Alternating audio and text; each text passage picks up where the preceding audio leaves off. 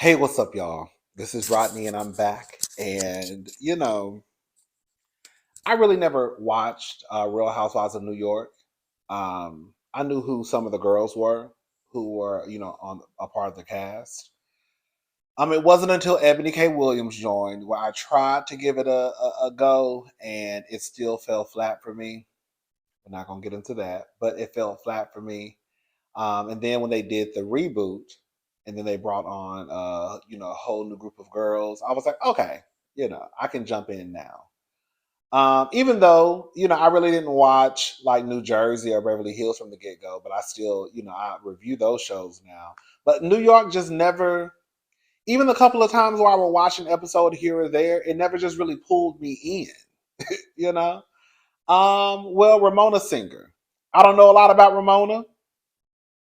I know that she was on Ultimate Girls Trip with Kenya and Kyle and Cynthia, and I forgot the other girls who joined. I think Teresa and Melissa and Luann. I believe that was the cast. Um, but I've always heard that Ramona Singer was a mess. Okay. Um, well, this is according to page 6. Ramona Singer allegedly used N-word and said most black people don't have present fathers. That let me go ahead and address that. That's not true. That's not true.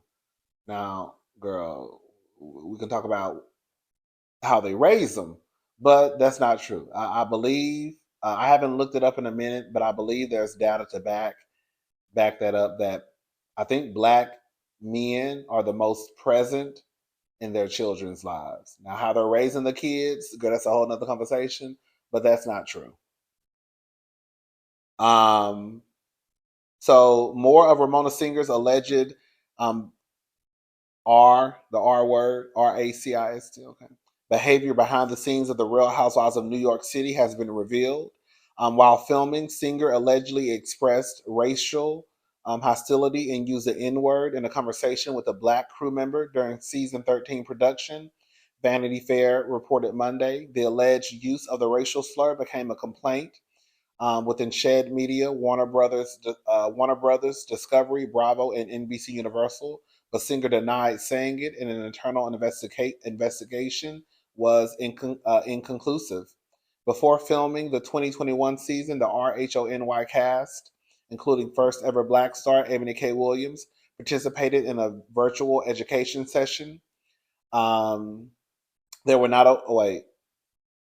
The topic of race and what types of commentary were not okay to say, according to the expose. Singer, Williams, Leah McSweeney, Sonia Morgan, and Luann appeared on the call, as well as NBC Universal Communications executive. Anyways, girl, I'm not going to read all this. Williams 40 recalled Singer 66 asking, why shouldn't she speak to the racist trope that black fathers aren't present in their children's lives? What if they don't have a father? Why can't I say that? Singer said, according to Williams. Most of them don't.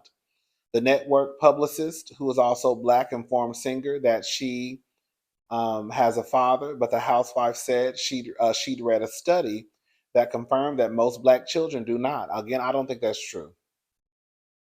I'm almost like 100% sure that that's not true of Ramona. But we have to keep in mind that Ramona is an old white woman, and Ramona has a certain way of thinking.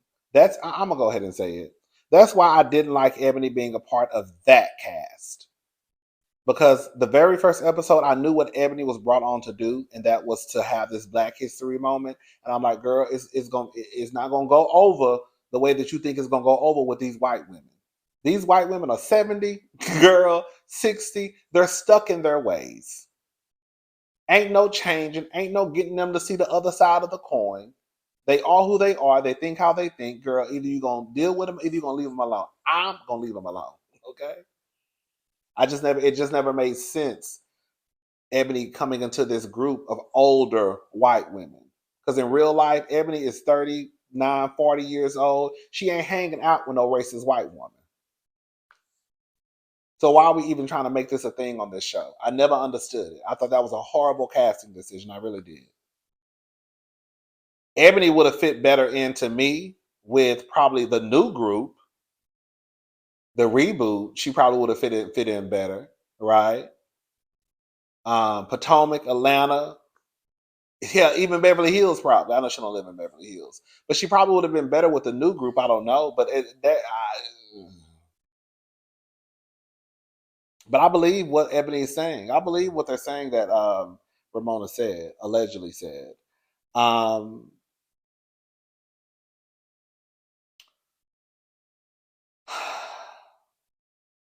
in November 2021, Page 6 exclusively reported that Singer said that this is why we shouldn't have black people on the show.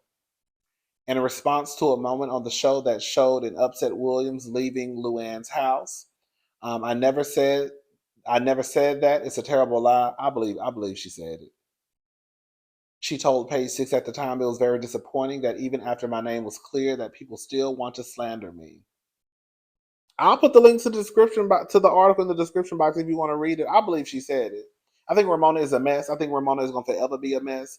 Again, I don't know that much about that lady, but the things that I've heard, and you can't believe everything you hear. But girl, I saw enough to know enough from the Real Housewives Ultimate Girls Trip to know that that lady is a hot ass mess. While she might be entertaining to some on television, girl, while she might be, I guess, is she an OG of the? I don't know. But it still doesn't take away that girl. She has her ways, and some of her ways are racist, and some of her ways are problematic. I remember her friend Luann calling her out on how she treats people.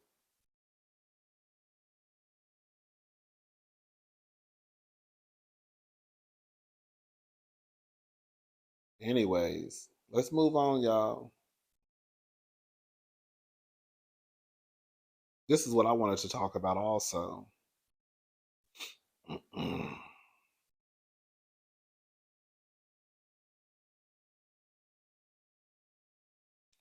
DJ Mustard requests his ex Chanel pay him $10,000 for reportedly attempting to look into his finances amid their divorce. Listen to this. Neighbors, the saga between DJ Mustard and his estranged wife Chanel continues. Even though the courts have already agreed to spousal and child support in favor of Mustard, Chanel is not going down without a fight. According to Radar Online, Chanel has been sent subpoenas has sent subpoenas to multiple companies that Mustard has worked for, and he's not here for it. Mustard explained in his court filing that his ex recently fired off 5 subpoenas to third parties that sought documents that were not relevant to the divorce. The subpoenas were sent to EMI Music, Live Nation, Rock Nation, Sony Music, and Universal Music. The producer said the subpoenas seek information dating back to 2016, years before their marriage, on issues that were already resolved by the prenuptial agreement they signed. As we previously reported, Chanel wanted $80,000 in child support based off of her lawyer's findings of Mustard's income, but due to the amount agreed upon the prenup and Mustard's actual income, the judge awarded her 24,500 a month. So Chanel is trying to get to the bottom of where Mustard's money is truly coming from. Due to this, Mustard wants a judge to put a stop to it and make her cough up $10,000 for even snooping around. He said if Chanel has her way, she will use an abusive discovery strategy to cause this divorce to last longer than the entire length of the marriage. Mustard said despite the court already entering an order on child support, Chanel has now unleashed an expansive, unnecessary, and expensive discovery campaign into financial issues that have been resolved or conclusively governed by the prenup. This is what I had to say in the comment section. Boy, stop. Chanel looking to everything, and I mean everything. That's what Sutton from Real Housewives of Beverly Hills. That's what Sutton from Real Housewives of Beverly Hills did. She found out she was part owner of two. I think it was either one or two minor league baseball teams. Listen, Sutton from Real Housewives of Beverly Hills be trying to tell her because she's trying to help y'all onto game. She told the girls over there in Beverly Hills that when she went through her divorce, she hired a forensic specialist. I can't remember the name. And basically, the person that she hired, they go and they look for every penny. They look, they look to see where all the money is at. They look in offshore accounts. They looking at rush cards. They looking at girl baby fat cards. They looking at chime cards. They looking at NetSpend cards. They looking at Wells Fargo Bank of America. Girl, they looking at everything. They go digging. And in the process of her going through her divorce from her husband, she found out that she was part owner of either one or two minor league baseball teams. When I tell you Sutton is rich boots, when I tell you, that's why I be saying, baby, y'all need to, girl, let me say something. The white women's, girl, when it come down to their money, girl, they don't play. I'm sorry. Chanel, you need to, girl. It was an article out here about Sutton. Shout out to All True T. They posted the exact numbers. In a bombshell post by an investigative fan account for Bravo, it was reported that Sutton Stracke walked away. Listen to what Sutton walked away from after her marriage was said and done. And her husband filed divorce from her. Baby, Sutton gets $300,000 in spousal support each month.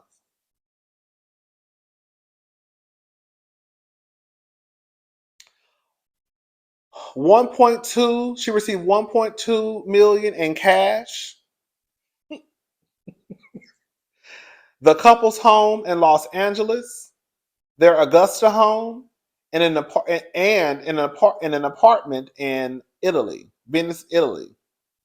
But that's only the tip of the iceberg. She also allegedly pocketed a couple of vehicles,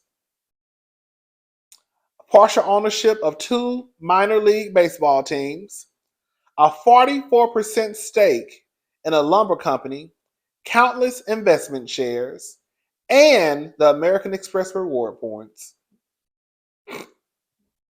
So that's why Lisa Rinna was walking around here telling everybody, girl, Sutton is rich. You know, it's like Sutton is rich, rich. Remember Lisa Rinna kept saying that? Girl, let me tell you something.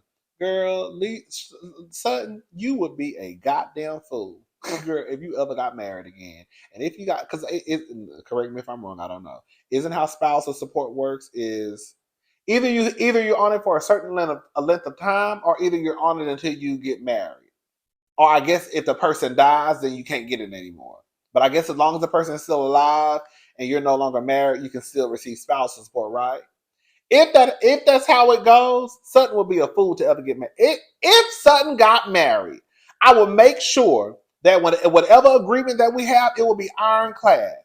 And if my spousal support stops because I decided to marry you, right? Because you want to act the fool, because you know how these men be. They be real sensitive, right? If I decide to marry your big headed ass, you gonna have to know that if we get a divorce, then I am going to be paid all those months that I was married to you, that I did not receive my coin. So if I was married to you for 5 years, we got a divorce, that means each month I get $300,000. And then I'm gonna get spousal support from you. And I hope that you got enough, because I'm still gonna continue to get that $3,000, the $300,000 from you. That's how I would do it if I was Sutton. If I ever decide to, I wouldn't even get married, because I wouldn't even take that chance. Because girl, you just never know. But girl, if I was Sutton, I wouldn't even get married again.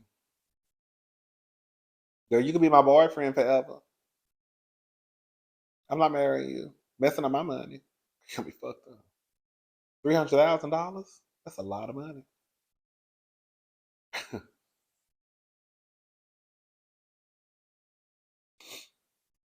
Shout out to Sutton. Sutton said, "Baby, I'm a rich white woman in real life. Y'all girls ain't know." That's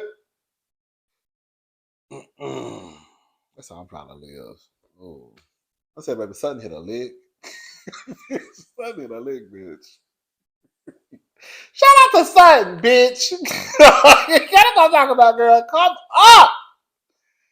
Yes, I'm not mad at it. Skims named official underwear partner for NBA, WNBA, and USA. When I say, baby, Kim Kardashian is getting all of the money. Skims just scored a multi-year partnership, which designated the brand as the official underwear partner for the NBA and WNBA and NBA basketball.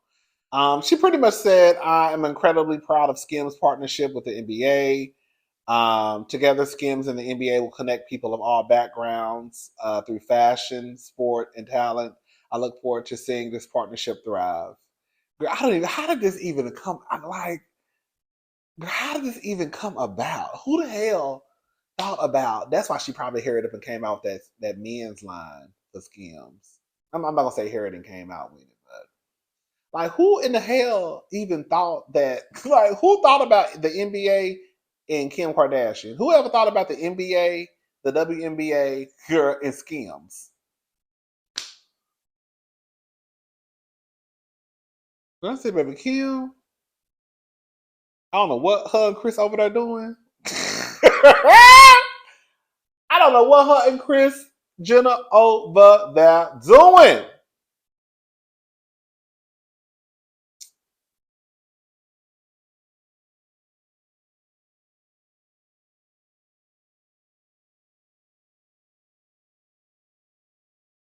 Just last week, Skims launched its men's line, focusing on comfortable everyday essentials and featuring NBA All Star. I can't pronounce his name. Shy Alexander, and his everyday is every. And I'm sorry, and it's everybody is wearing Skims campaign. I mean, girl, get money, bitch. I mean, it ain't like I had a chance to be. I mean, I don't give a damn. I saw some people upset about it, but girl, it ain't like I got it ain't like I had a chance to be the official underwear for the NBA or the WNBA. Okay, maybe one day, but not today. Anyways, I'm going, y'all. I'll talk to y'all later. Have a good day. Bye, y'all.